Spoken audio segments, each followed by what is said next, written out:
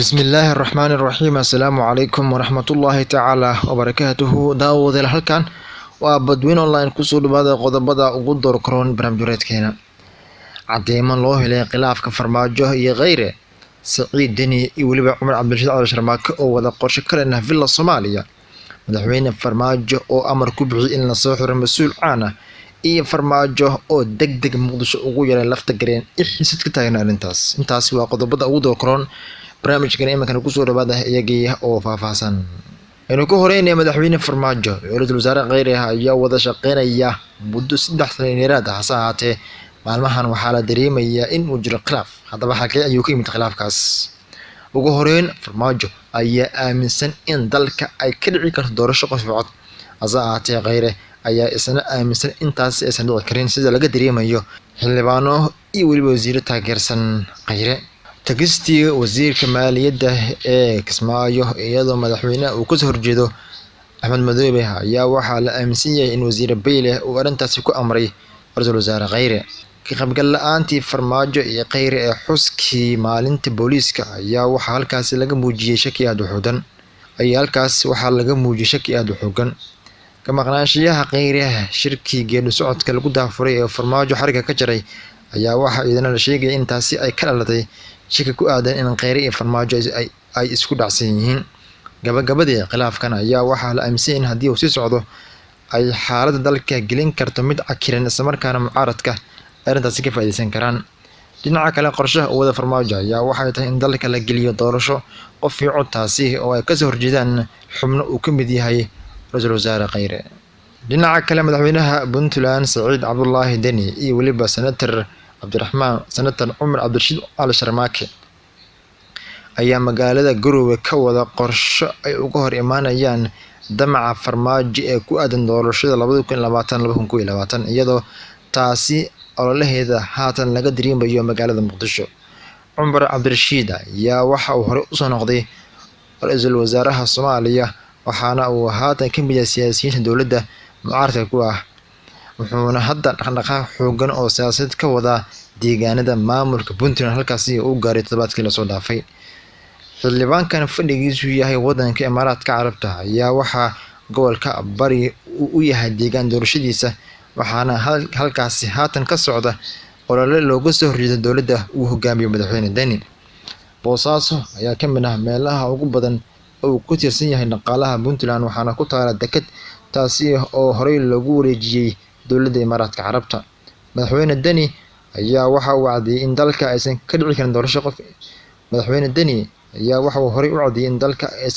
karin doorasho qof iyo cod waxaana uu soo jeediyay in arrintaas laga galo wadahadal si loogu heshiiyo nooca ay noqonayso doorashada soo aadan mowduuca doorashada Soomaaliya ee 2020 ayaa ah mid xasaasi ah waxaana wadahadal la'aanta dowladda iyo waliba maamul goboleedyada ay dhabaha u xari kartaa in dalka uu galo qalalaas siyaasadeed dhinaca kale madaxweyne farmaajo ayaa amar ku bixiyay in la soo xiro mas'uul caan ah ila warada lagu kalsoonaan karo ayaa u sheegay shabakada badweyn online in madaxweyne farmaajo uu amar ku bixiyay in la soo xiro mas'uul ka tirsan maamulka gobolka Gedo wararku waxay sheegayaan in gudoomiye ku-xigeenka gobolka Gedo Maxamed Xuseen Alqaadi oo u janjeeray dhinaca Axmed Madoobe uu ka hor yimid falsafada afduubka ee dowladda farmaajo ku doonayso inay ku qabsato gobolka Gedo waxaa la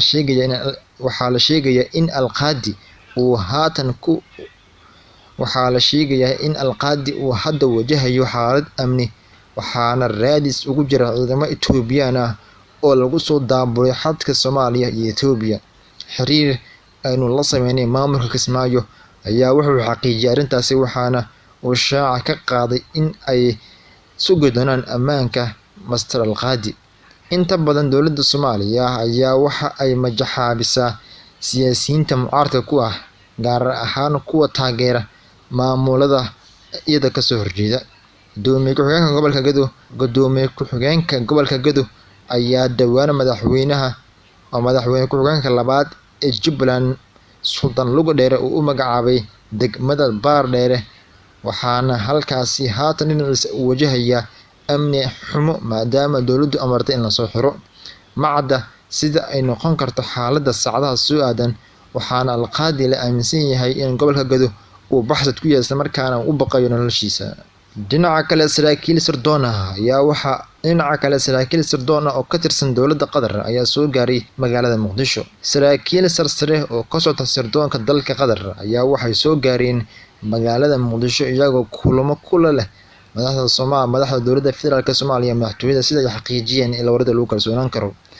Madaxweyne Farmaajo ayaa la sheegay in kulankaasi uu goobjoog ka yahay. Kulanka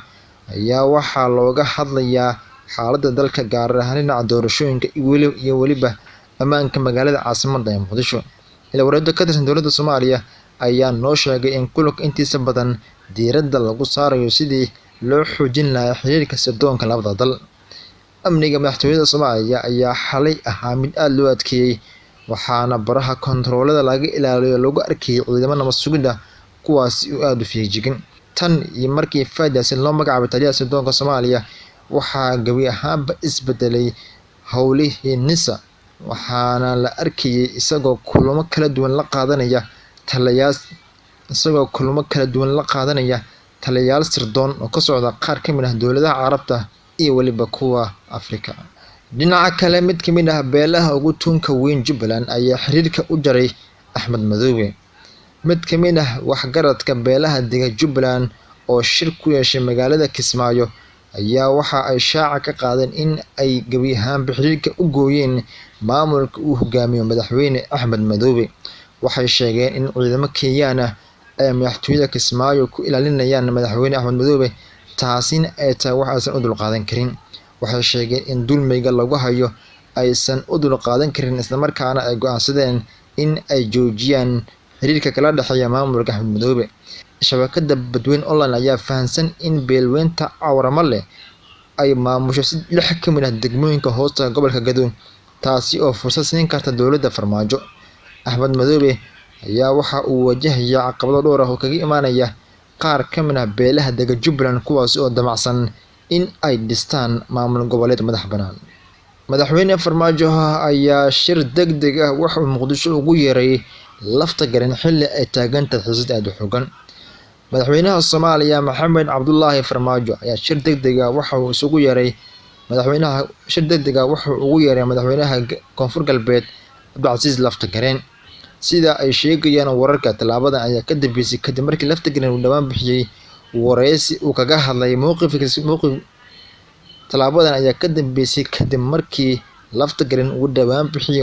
uu kaga hadlay mowqifkiisa ku aadan doorashada 2020. Madaxweyne Farmaajo ayaa la sheegay inuu aad uga carooday hadalka ka soo yeeray Lafta Gareen, kaasi oo ahaa in aysan dalka ka dhici karin doorasho qof iyo cod. Farmaajo ayaa aaminsan in kaliya doorashada soo aadan ay noqon karto qof iyo cod, taasi oo ay ku diidan yihiin madaxda ugu sareysa ee dalka.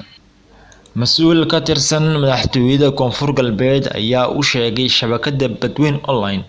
in Lafta Gareen uu dhawaan imaan doono magaalada Muqdisho. Badi maamulada waddanka ka jira ayaa waxa ay ka diidan yihiin in doorasho qof iyo cod ay ka dhici karto waddanka marka la gaaro sanadka 2020. Taasi oo meesha ka saaraysa qorshaha Farmaajo uu wato ah in ay dhici karto doorasho qof iyo cod.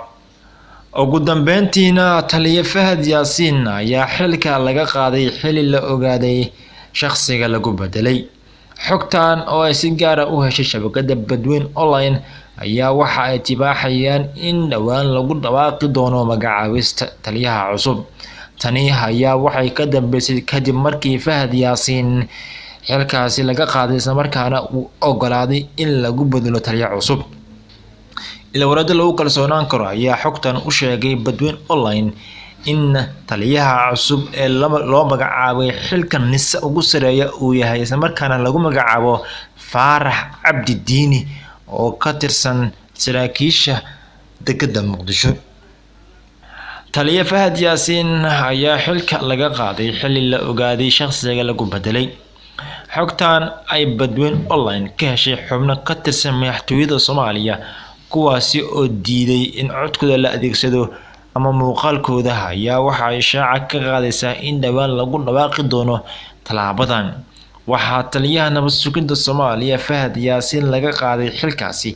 iyadoo lagu qanciyay soo jeedin ka timid xilka xayuubintiisa kadib markii uu heshiis ku galay arrintaas. ilaa waraado lagu kalsoonaan karo ayaa xogta sheegaysa in taliyaha cusub uu yahay Faarax Cabdi Diini. Xogtan ayaa sidoo kale waxaa lagu dhawaaqi doonaa maalmaha soo aadan iyadoo madaxweyne Farmaajo uu diyaariyay wareegtada uu ku magacaabayo Mr. Diini. Wararka qaarkood ayaa sheegaya in dardargelinta hawsha amniga iyo weliba sabab kale oo la xiriira amni sugista caasimadda ay ka dambeyso xilka qaadista Fahad Yaasiin. Dowladda Qatar ayaa la sheegayaa in ay qayb ka tahay isbeddelkan cusub oo lagu qanciyay Fahad Yaasiin oo la tilmaamay inuu yahay mulkiilaha dowladda Nabad iyo Nolol. Waa taliyihii afraad oo soo mari doona nabad sugidda Soomaaliya tan iyo markii uu xafiiska yimid madaxweyne Farmaajo. Intaasi waxaan ku soo afmeeraynaa wararkii Badweyn Online. Inta dambe u kulmi doono waxaan kaga tagayaa sidaas iyo amaana Allah.